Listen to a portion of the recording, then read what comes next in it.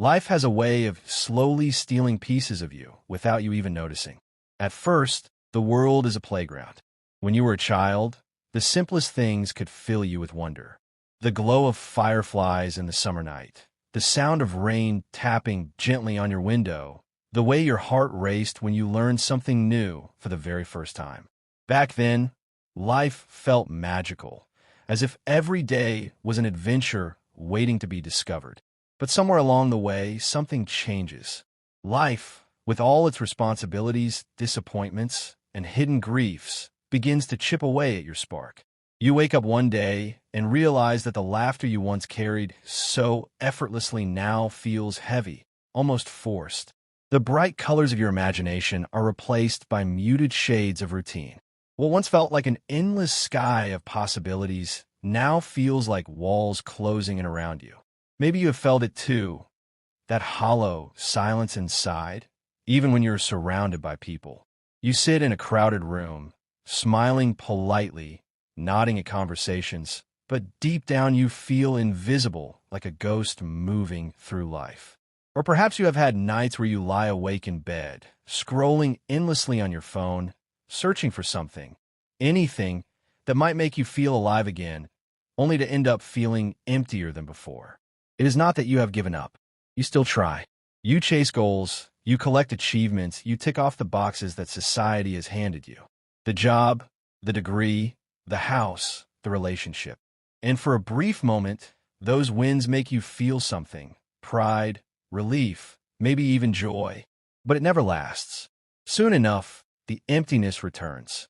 The applause fades, and you are left with a gnawing question in your heart. Why does nothing feel enough? The truth is, life has a way of numbing us. Loss chips away at us. People leave. Loved ones die. Hearts break. Dreams collapse. And the child inside of us, the one who once found magic in the smallest things, retreats further and further into the shadows. To survive, we build walls. We stop letting ourselves feel too deeply, because feeling deeply means opening the door to pain. And so, without even realizing it, we become strangers to our own hearts. But here lies the cruel irony. The very walls we build to protect ourselves from pain are the same walls that keep out joy. You may not break down sobbing anymore, but you also do not laugh with your whole soul the way you once did. You may not risk heartbreak, but you also do not fall in love with life the way you used to. You are safe, but you are numb.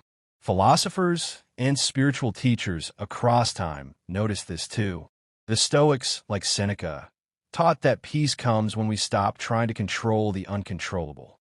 Taoism tells us to flow like water, to stop resisting the currents of life. Buddhism whispers that all suffering comes from attachment, from holding too tightly to what will eventually slip away. These teachings hold wisdom. They remind us that detachment can shield us, that calm acceptance can keep us steady in the storm. Yet if taken too far, detachment can turn into a prison. A calloused heart cannot feel pain, but it also cannot feel love. A hand covered in thick armor cannot be burned, but it also cannot touch the delicate beauty of a flower. If you numb yourself too much, you risk losing the very thing that makes life worth living. The secret, my friend, is balance. Life is not about hiding from pain or chasing constant happiness.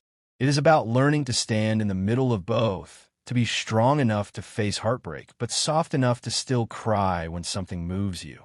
To be wise enough to know that life struggles are inevitable, but brave enough to still throw yourself into the fire of love, passion, and connection anyway. Yes, there will be days when you feel broken. Yes, there will be nights where nothing feels worth it. But there will also be moments, small, almost invisible moments, that remind you why you're still here. A stranger holding the door for you. The laughter of a child in a grocery store. The warmth of sunlight on your skin after a long winter. These moments may not erase the heaviness of life, but they are proof that even in the middle of despair, beauty still exists. Albert Camus once wrote, "In the depth of winter, I finally learned that within me there lay an invincible summer." That invincible summer lives in you too. It is the quiet strength that has carried you through your darkest nights.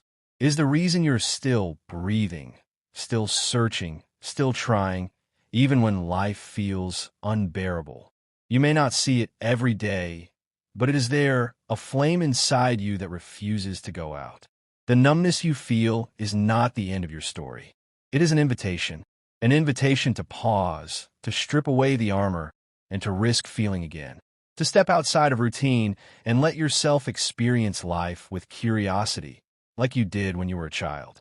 To allow yourself to create, to love, to fail, to laugh, to cry, fully and unapologetically. Because that is what it means to be alive. Not to coast through life untouched, but to embrace the full spectrum of existence. The pain, the beauty, the heartbreak, the wonder. The lows make the highs more meaningful. The tears make the laughter more precious. The endings make every new beginning sacred. So if you feel them right now, do not despair. You're not broken. You're not lost. You're simply being called to awaken again. To rediscover the spark that never truly left you. To peel away the calluses and let your heart feel again. Your invincible summer is still inside you, waiting for you to open the door. And when you do, you will realize that even though life is fragile, unpredictable, and often unfair, it is also breathtakingly beautiful. And maybe, just maybe, you will laugh again. Not the polite laughter you give in passing conversations, but the kind of laughter that shakes your soul, the kind of laughter you thought you had lost forever. So, my friend, do not give up on life. Do not give up on yourself. The world is still waiting for you. The beauty is still here, and you're still capable of feeling it.